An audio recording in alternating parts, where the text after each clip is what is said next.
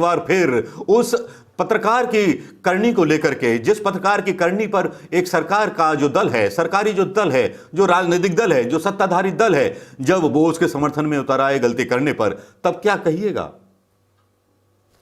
सत्ता की दलाली या सत्ता का वो खेल जो पत्रकारों के साथ मिलकर के खेला जा रहा है? जी हां दोस्तों, बात करेंगे अर्नब गोस्वामी की, जिस अर्नब गोस्वामी के ऊपर जिसने ये एक नाटक रचा कि साहब मेरे ऊपर हमला हुआ, ये हुआ, वो हुआ, और उसके सबूत भी मैंने पिछले वीडियो पर डाल दिए कि ऑलरेडी मेटा डेटा बता चुका था कि 8:15 पर ये ट्वीट तैयार हो चुके थे, 12:30 पर ये तैयार थे पूरी तरह से डलने के लिए। अशोक पंडित से लेकर के समित पात्रा और समित पात्रा से लेकर के कपिल मिश्रा तक की ये लंबी चेन है जो एक साथ मिलकर के बीजेपी आईटी सेल के साथ मिलकर के काम करती है। मेरा आरोप इसलिए भी सही साबित होता है कि जब अर्नब गोस्वामी के खिलाफ रिपोर्ट होती है तो बीजेपी आईटी सेल उनके समर्थन में उतर आता है। अब मेरा एक सवाल है भारतीय जनता पार्टी के मूर्धन्य नेताओं से और प्रधानमंत्री मोदी से, गृह मंत्री अमित शाह साहब से। एक तरफ अमित शाह साहब बोलते हैं कि घृणा मत फैलाइए, एक तरफ बोलते हैं लोगों को तमीज सिखाइए, एक तरफ बोलते हैं करुणा की लड़ाई हम साथ मिलकर लड़ेंगे। क्या इस तरह से करुणा की लड़ाई साथ मिलकर के लड़ी जाएगी? पालघर की हिंसा पर सोनिया गांधी को बदनाम करने के बाद इस तरह से लड़ाई लड़ी जाएगी कि जब उनके खिलाफ रिपोर्ट हो जाए, उस पत्रकार के खिलाफ, जिस पत्रकार ने एक नेता के खिलाफ बुरा बोला, कल को वो हो सकता है प्रधानमंत्री मोदी के बारे में भी बोल दे, हो सकता है अखिलेश यादव के खिलाफ भी बोल दे, हो सकता है तेजस्वी यादव के खिलाफ भी बोल दे।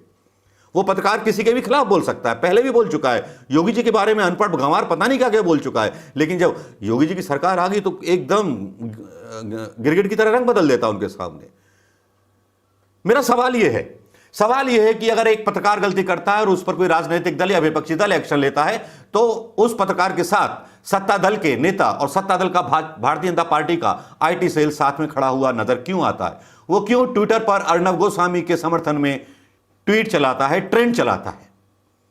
क्या इससे साबित नहीं होता कि भारतीय जनता पार्टी ने एक तरह का अलग एक माहौल बना लिया है, जिस माहौल में उसने पूरे उस मीडिया को भी शामिल कर लिया है अपनी बीजेपी आईटी सेल में, चाहे वो अंजना ओम कश्यप हों, चाहे वो रजत शर्मा हों, चाहे वो सारे पत्रकार हों जो प्रधानमंत्री मोदी जी की सुबह से लेकर शाम तक तारीफें करते हुए नहीं थकते। सही करें तब भी सही बताएंगे और गलत करें तब भी बड़े अकाट्य तर्क लेकर के आएंगे उनको सही बताने के लिए, सही साबित करने के लिए। तो क्यों ना यह माना जाए कि बीजेपी आईटी सेल एक इलेक्ट्रॉनिक मीडिया और प्रिंट मीडिया के रूप में काम कर रही है। आम हिंदुस्तानियों के बीच में जो गलतफहमी और जो अफवाहें हैं वो केवल उन्हीं के द्वारा फैलाई जाती हैं। अगर इन पत्रकारों के खिलाफ उनके गलत कहने पर, उनके गलत आचरण पर यदि एफआईआर कराई जाए तब यही सत्ताधारी लोग उनका सहयोग करने के लिए खड़े हो जाते हैं। इससे बड़ा देश का दुर्भाग्य क्या होगा जब कोई गलत करे, क्राइम करे और गुनाह करने वाले व्यक्ति के साथ सत्ता दल खड़ा हुआ नजर आए, तब वाकई में लगता है कि इस देश की हालत बहुत गंभीर है।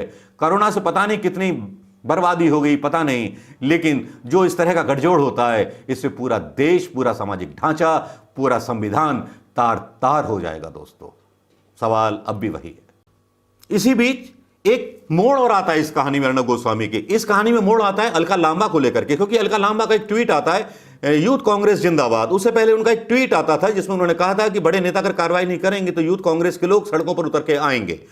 जब ये घटना होती है, जब ये खबर आती है, जब वो डालती है यूथ कांग्रेस जिंदाबाद, महाराष्ट्र में BJP IT cell Alka Lamba के खिलाफ रिपोर्ट दर्ज करा देता है। अलका लांबा भी हैकर हैं, वो भी कम नहीं है, ना इनसे दबी हैं ना कभी दबेंगी। संघियों का इलाज उनके पास है, जैसे कि योगेश्वर दत्त को उन्होंने पहले उतारा था। अलका लांबा ने बहुत ही इशारा करते हुए एक गीत डाल दिया और ट्विटर पर खिल्ली जैसी उड़ा दी, जिससे भारतीय जनता पार्टी के आईटी सेल को थोड़ी सी आग लग गई। गाना यहां मैं डाल रहा हूं, लेकिन उसके पीछे थोड़ा सा मैं गुनगुना देता हूं। वो जो गाना उन्होंने डाला और जिस तरह से डाला, और ये भी कहा साथ में कि मुझे परवाह नहीं, और गाना क्या था, खूबसूरत गीत था।